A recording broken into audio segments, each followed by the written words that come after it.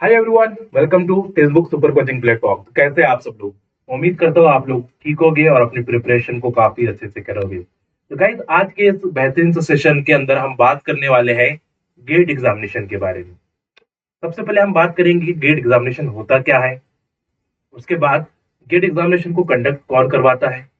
साथ साथ में हम ये देखेंगे कि क्या स्ट्रेटजी आपको फॉलो करनी है गेट एग्जामिनेशन को क्रैक करने के लिए, कौन कौन से टॉपिक पे आपको ज्यादा फोकस करना है, और आपका पेपर पैटर्न कैसे होता है, एमएसक्यू एमसीक्यूज एनईडी टाइप के किस टाइप के क्वेश्चन आपके एग्जामिनेशन में आपको बनाए जा रहे हैं। तो ये सारी बातें करेंगे आज के इस बेहतरीन से सेशन के अंदर। और होपफुली आप ये सेशन देख के बाद आपको एक अच्छी नॉलेज गेन होने वाली है। तो चलिए स्टार्ट करते हैं। सबसे पहले हम यहाँ पे बात करेंगे गेट एग्जामिनेशन क्या होता है उसके बारे में। ठीक है, तो यहाँ पे देख रहे हो आप। तो what is GATE? GATE aptitude test in engineering इसको बोला जाता है ना। तो अब ये हम देते क्यों है? ये तो इंजीनियरिंग स्टूडेंट भी देते हैं, साथ साथ में जो साइंस स्टूडेंट होते हैं वो भी देते हैं फॉर मास्टर डिग्री। अगर आपको मास्टर डिग्री करनी है, जैसे कि आईआईटी से आपको आपकी एमएससी करनी है, तो आप गेट के थ्रू भी एमएससी कर सकते हो, एमएस कर सकते हो। जैसे इंजीनियरिंग वाले बेनिफिट उठाते हैं गेट का, वैसे ही साइंस वाले, केमिस्ट्री वाले स्टूडेंट भी बेनिफिट उठाएंगे गेट का।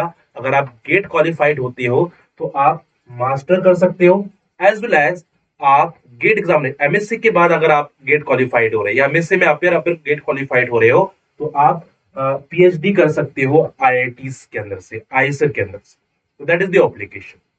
ठीक है, तो इस जरूरी नहीं है कि ये सिर्फ आपके इंजीनियरिंग स्टूडेंट के लिए है।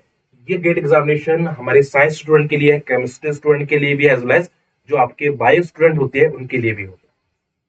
तो अगर ये एग्जामिनेशन आप क्वालिफाइड हो, आप बीएससी के अंदर हो और आपका एग्जामिनेशन क्वालिफाइड करते हो, तो आप इलिजिबल हो जाते हो मास्टर करने के लिए आईआईटी के अंदर, आईएसआर के।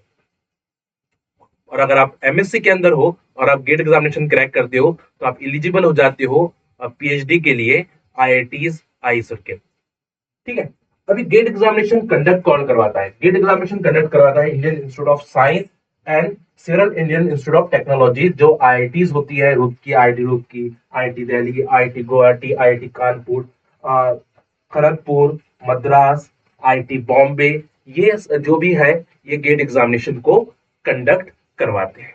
किसके अंडर होता है ये? Behalf of national coordination board GATE, department of higher education, department of higher education. ये तो सिंपल इंट्रोडक्शन हमने देखा है, ये सब लोगों को पता भी होता है, बट कुछ जो स्टूडेंट को नहीं पता है उनके लिए हम ये बात कर रहे हैं।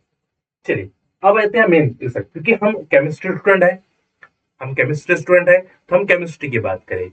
तो गेट केमिस्ट्री का में अगर आपको अच्छी रैंक के साथ गेट एग्जामिनेशन को क्वालिफाइड करना है, अच्छी रैंक के साथ गेट एग्जामिनेशन को क्वालिफाइड करना है, तो आपको किन किन बातों पर ध्यान रखना पड़ेगा। चलिए पहले बात करते हैं। सबसे पहले गेट केमिस्ट्री के अंदर कौन कौन से सब्जेक्ट होते हैं? फिजिकल केमिस्ट्री, इनऑर्गेनिक केमिस्ट्री और ऑर्गेनिक केमिस्ट्री। ठीक है, अब आपको क्या करना है? सबसे पहला पॉइंट आपका रहेगा कि टारगेट ओरिएंटेड स्टडी आपको करनी पड़ेगी। कि मैक्सिमम क्या होता है कि स्टूडेंट ये देख नहीं पाते हैं कि हम प्रिपरेशन कैसे करें, बस वो सिलेबस उठाते हैं और पढ़ना शुरू कर देते हैं।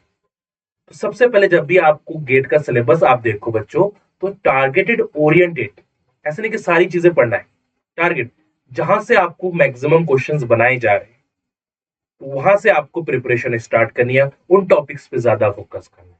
ठीक है, तो hard work is important to achieve the success, इसमें कोई डाउट नहीं है। बट जब भी कॉम्पिटिटिव एग्जामिनेशन की बात आती है, यहाँ पे हार्डवर्क के साथ आपको स्मार्ट वर्क भी करना होता है। हार्डवर्क के साथ आपको क्या करना होता है? स्मार्ट वर्क भी करना होता है। और गेट एग्जामिनेशन में हार्डवर्क के साथ आपको स्मार्ट वर्क दोनों रिक्वायर्ड होगा। नेक्स्ट पॉइंट आ जाते हैं सिलेबस। सिलेबस हमें ये तो पता है कि हम टारगेट ओरिएंटेड स्टडी करेंगे, बट विदाउट सिलेबस तो नहीं कर सकते जब तक आपको प्रॉपर सिलेबस नहीं पता हो कि गेट के अंदर टॉपिक क्या क्या पूछे जाते हैं, कौन से टॉपिक से ज्यादा क्वेश्चंस बनते हैं, कौन से टॉपिक से आपको कम क्वेश्चंस बनाए जाते हैं। अगर ये चीज आपको नहीं पता होगी तो कहीं ना कहीं वो गड़बड़ कर सकती है। चलिए तो समझ लेते हैं कि यहाँ पे सिलेबस कौन कौन से होंगे। तो सबसे पहले आता है फिजिकल केमिस्ट्री, और फिजिकल केमिस्ट्री के अंदर स्ट्रक्चर, साथ साथ में क्वांटम केमिस्ट्री, हम जिसको कहते हैं quantum chemistry, group three, spectroscopy, शासन, इक्विलिब्रियम, काइनेटिक्स, सरफेस केमिस्ट्री, ये सब आ जाती है आपकी गेट एग्जामिनेशन के अंदर है। इसके अंदर जो भी आपको दिखाई दे रहा है यहाँ पे है ना, इक्विलिब्रियम नहीं, थर्मोडायनेमिक्स की बात हो रही है, ठीक है, काइनेटिक्स की बात हो रही है, सरफेस कैटालिसिस की बात हो रही है, यहाँ पे क्वांटम केमिस्ट्री है, ग्रुप थ्योरी है, स्पेक्ट्रोस्कोपी है, ये सारी चीजें आपको फ्रेक्वेंटली आपके गेट एग्जामिनेशन के अंदर पूछी जाती है। नेक्स्ट पॉइंट की बात करें इनऑर्गेनिक केमिस्ट्री, तो इनऑर्गेनिक केमिस्ट्री में से बेसिक वाले तो आएगी ही आएगी, है ना, बेसिक वाले तो आ ही जाते हैं, प्रेडिक्सिटी हर कोई पढ़ता है, केमिकल बॉन्डिंग हर कोई पढ़ता है, बट ज्यादातर क्वेश्चन आपको मेन ग्रुप केमिस्ट्री से बनाए जाते हैं, ज्यादातर क्वेश्चन आपको मेन ग्रुप केमिस्ट्री से बनाए जाते हैं, कोऑर्डिनेशन केमिस्ट्री से बनाए जाते हैं, लैंथेनाइड एक्टिनाइड एलिमेंट से आपको देखने के लिए मिलते हैं, और ऑर्गेनोमेटेलिक केमिस्ट्री से आपको देखने के लिए मिलते हैं। गेट एग्जामिनेशन का जब एनालिसिस का आप करोगे तो ये जो टॉपिक्स मैं आपको बता रहा हूं, ये टॉपिक्स से आपको मैक्सिमम क्वेश्चन आपके गेट एग्जामिनेशन में देखने के लिए मिलने वाले हैं। ये एनालाइज करके आपको बताया जा रहा है। रेडियो एक्टिविटी यानी न्यूक्लियर केमिस्ट्री से आपको काफी क्वेश्चन गेट एग्जामिनेशन में देखने के लिए मिलते हैं, राइट। बायोइनऑर्गेनिक केमिस्ट्री, सॉलिड स्टेट जो है बच्चों, ये इनऑर्गेनिक में भी आ जाता है एज वेल एज फिजिकल में। आप फिजिकल पढ़ोगे तो इनऑर्गेनिक में पढ़ने की कोई जरूरत नहीं है, ठीक है। उसके बाद एनालिसिस, जिसमें हम यूवी विजिबल की बात करते हैं, फ्लोरोसेंस की बात करते हैं, फास्फोरेसेंस की बात करते हैं, मासोबर स्पेक्ट्रोस्कोपी, ईएसआर स्पेक्ट्रोस्कोपी। तो ये स्पेक्ट्रोस्कोपी की जो है ना टेक्निक्स है, टेक्निक्स भी काफी पूछे जा रही है गेट एग्जामिनेशन के, तो इन चीजों को भी आप ध्यान में रखिए, एनएमआर, ईएसआर, मासोबार, ठीक है। एचपीएलसी क्या होते हैं, यूवी विजिबल स्पेक्ट्रोस्कोपी क्या होती है, ये भी आपके गेट एग्जामिनेशन के लिए बहुत ज्यादा इंपॉर्टेंट है, क्योंकि बच्चों उस टाइप के क्वेश्चन आपको बनाए जा रहे हैं। जो मैं टॉपिक्स आपको बता रहा हूँ, ये इंपॉर्टेंट टॉपिक्स है। हमने इसको क्या किया, सिलेबस में से टारगेटेड ओरिएंटेड टॉपिक्स को निकाला है, जहां से फ्रिक्वेंटली क्वेश्चंस आपको बनाए जा रहे हैं, फ्रिक्वेंटली क्वेश्चन आपको बनाए। नेक्स्ट आ जाती है बच्चों ऑर्गेनिक केमिस्ट्री। जीओसी तो आप पढ़ते ही हो, एरोमेटिसिटी तो आप पढ़ते ही हो, बट स्टीरियो केमिस्ट्री से आपको गेट एग्जामिनेशन में बहुत अच्छे क्वेश्चंस, दो क्वेश्चंस यानी 2 मार्क्स के दो क्वेश्चन आपको मिल जाते हैं, ठीक है। Reaction mechanism, hydrocyclic compounds, biomolecule यानी नेचुरल प्रोडक्ट से आपको क्वेश्चन बनता ही बनता है, नेचुरल प्रोडक्ट से। हम इसको यहाँ इग्नोर करते हैं, सीएसआर में अगर नहीं भी पढ़े तो चलेगा, बट गेट के लिए आपको बायोमोलिक्यूल्स पढ़ना बहुत ज्यादा जरूरी है, बहुत ज्यादा जरूरी, ठीक है। उसके बाद ऑर्गेनिक सिंथेसिस, जिसको हम रिएजेंट बोलते हैं, रिएजेंट्स बोलते हैं, राइट।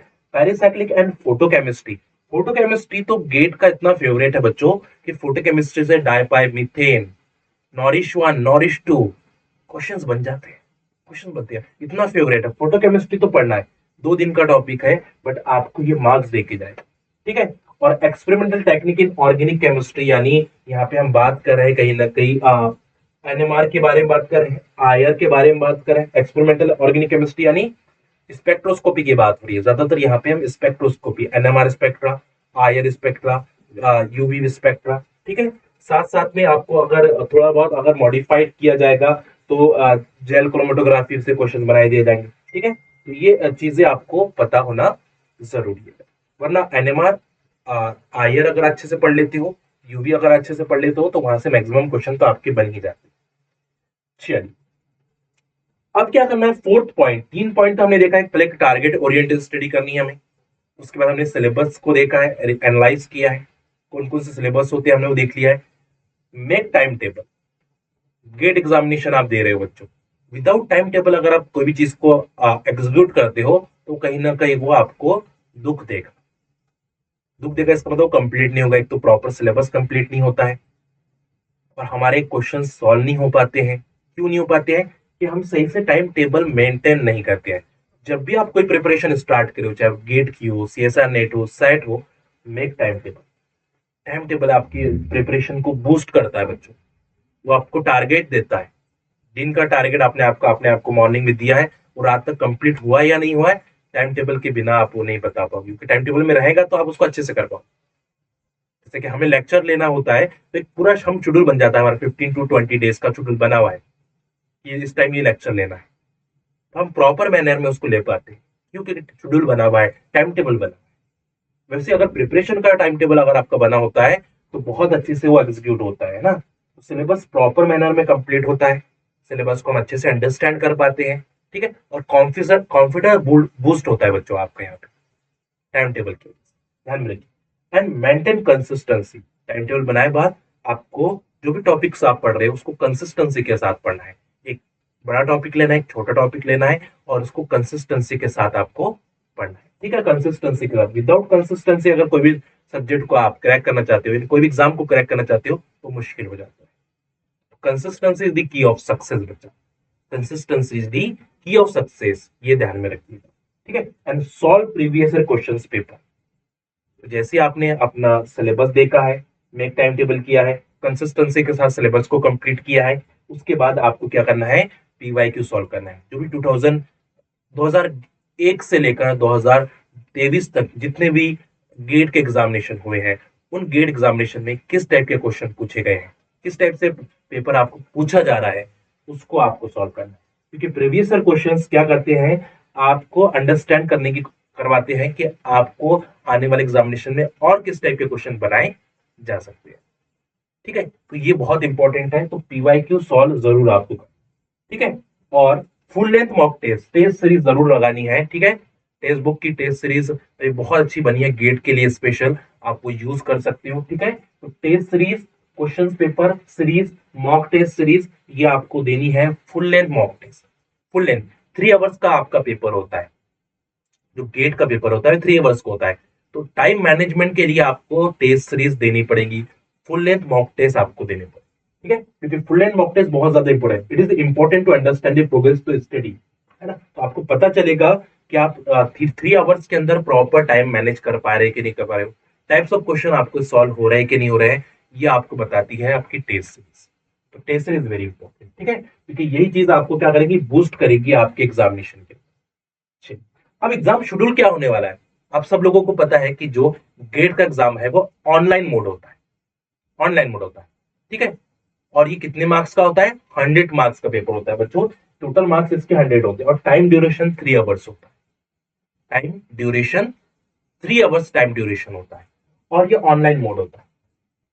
अब कितने क्वेश्चंस आपको पूछे जाते हैं हम देखेंगे। तो यहाँ पे जो सेक्शन 1 है बच्चों, ये सेक्शन 1 जनरल एप्टीट्यूड है, सेक्शन 1, इसमें 5 क्वेश्चन 1 मार्क्स के होते हैं और 5 क्वेश्चन आपके 2 मार्क्स के होते हैं। तो टोटल मार्क्स आ गए जनरल एप्टीट्यूड के 15 मार्क्स, यानी 15% आपको जनरल एप्टीट्यूड पूछा जाता है गेट एग्जामिनेशन में। 15% जनरल एप्टीट्यूड आपको पूछा जाता है, जिसके अंदर इंग्लिश रीजनिंग, आपकी इंग्लिश भी आ जाती है, ग्रामर इंग्लिश आती है, एज वेल एज रीजनिंग आ जाती है। ठीक है, तो ये ध्यान में रखिए। सेकंड जो सेक्शन है आपका, ये केमिस्ट्री है, पूरा केमिस्ट्री है। इसमें से 25 क्वेश्चन 1 मार्क्स वाले हैं और 30 क्वेश्चन आपके 2 मार्क्स वाले हैं। तो ये हो जाएगा 25 30, यानी 2 × 30 = 60, एंड 25 + 60 आपके हो रहे हैं 85, यानी 85% आपको केमिस्ट्री पूछा जाता है। 85% आपको केमिस्ट्री यहाँ पे पूछा जा रहा है, 85% आपको केमिस्ट्री, ये परसेंट है, ये परसेंट आपका क्या है, केमिस्ट्री। और यहाँ पे जनरल एप्टीट्यूड, जनरल एप्टीट्यूड। ठीक है, और टोटल जो पेपर है वो कितने मार्क्स का है, 100 मार्क्स का। अब दिमाग में आएगा कि सर हमें कितने मार्क्स चाहिए for qualifying GATE examination. GATE examination को क्वालिफाइड करने के लिए, गेट को क्वालिफाइड करना है, क्वालिफाइड करना है, तो आपको तो 30+ मार्क्स चाहिए। अगर क्वालिफाइड ही करना है तो 30+ मार्क्स में आप क्वालिफाइड कर लो। बट अगर आपको गुड रैंक चाहिए बच्चों, अगर आपको गुड रैंक चाहिए तो आपको 55 मार्क्स प्लस मार्क्स आपको लेने पड़ेंगे, 55 प्लस मार्क्स आपको लेने पड़ेगी, यानी 55%, 100% में से 55% अगर आपको मिलते हैं, 55+ मार्क्स आपको मिलते हैं, तो आपकी जो रैंक होगी वो गुड रैंक होगी, आपकी जो रैंक होगी बच्चों वो गुड रैंक होने वाली। अगर आपकी रैंक गुड होती है तो यहां पे आपको अपॉर्चुनिटी मिलती है ओएनजीसी के अंदर, बार के अंदर, बीआरसी के अंदर, डीआरडीओ के अंदर जॉब अपॉर्चुनिटी, वो भी आपको जॉब अपॉर्चुनिटी, क्लास 1 पोजीशंस की जॉब अपॉर्चुनिटीज आपको मिलती है if you qualified GATE examination in the good rank. Job opportunity आपको मिलेगी ओएनजीसी, डीआरडीओ, बार के। सेकंड अपॉर्चुनिटी मिलेगी बच्चों कि आप अपने मास्टर, अगर आप बीएससी में है तो आप मास्टर कर सकते हो, मास्टर कर सकते हो आईआईटी से। और अगर आप एमएससी के अंदर हो तो आप पीएचडी कर सकते हो, पीएचडी कर सकते हो बच्चों, आईआईटी से पीएचडी कर सकते हो। अगर आप मास्टर हो, आप मास्टर के अंदर आपने क्वालिफाइड कर लिया है तो आप पीएचडी कर सकते हो, पीएचडी कर सकते हो आईआईटी से, आई सर से। ये बड़ा इंपॉर्टेंट अपॉर्चुनिटी है और साथ साथ में आपको यहाँ पे फेलोशिप भी प्रोवाइड किया, फेलोशिप जैसे सीएसआर नेट फेलोशिप देता है वैसे ही गेट, यानी गेट की बेस पर इंस्टीट्यूट आपको फेलोशिप प्रोवाइड करता है। जैसे सीएसआर आपको फेलोशिप प्रोवाइड करता है पर मंथ, वैसे ही गेट की बेस पर अगर गुड रैंक आती है तो यहाँ पे आपको फेलोशिप मिलती है। अब जिनको लगा गुड रैंक नहीं आई फिर भी आपको फेलोशिप मिलेगी। अगर आप 330 प्लस से आप क्वालिफाइड आ गया है फिर भी आपको फेलोशिप मिलेगी अगर आप आईआईटीज के अंदर एंटर करते हैं। ठीक है, अगर आप वहां पे चूज, आपने इंटरव्यू अच्छा दिया और आप वहां पे चूज हो चुका है, सिलेक्शन हो चुका है, तो आपको फेलोशिप एक्टिवेट हो जाए।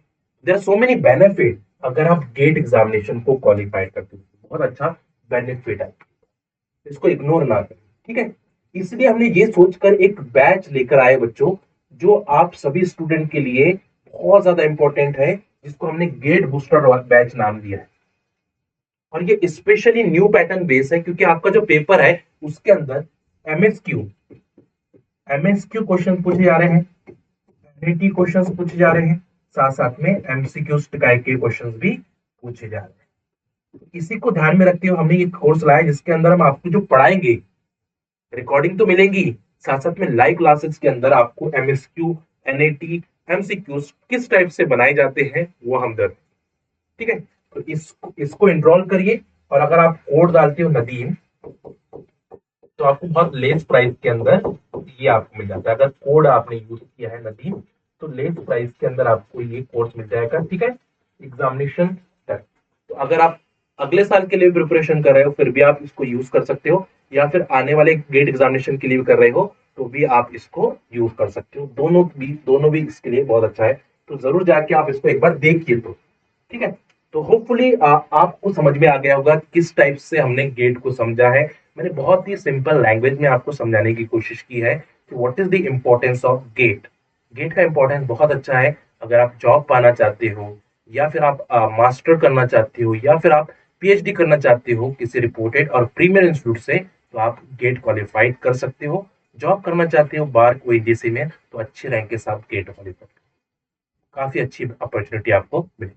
तो होपफुली इस सेशन से आपको काफी बेनिफिट मिला होगा। मैं उम्मीद करता हूँ कि इस टाइप के सेशन मैं लाते रहूंगा और आपको पसंद आते। और सेशन पसंद आया तो लाइक जरूर करें और कमेंट करके बताएं कि नेक्स्ट टॉपिक और मैं ऐसा कौन सा लाऊं जिससे आपको बेनिफिट मिले। Thank you so much, happy learning, अपना ख्याल जरूर।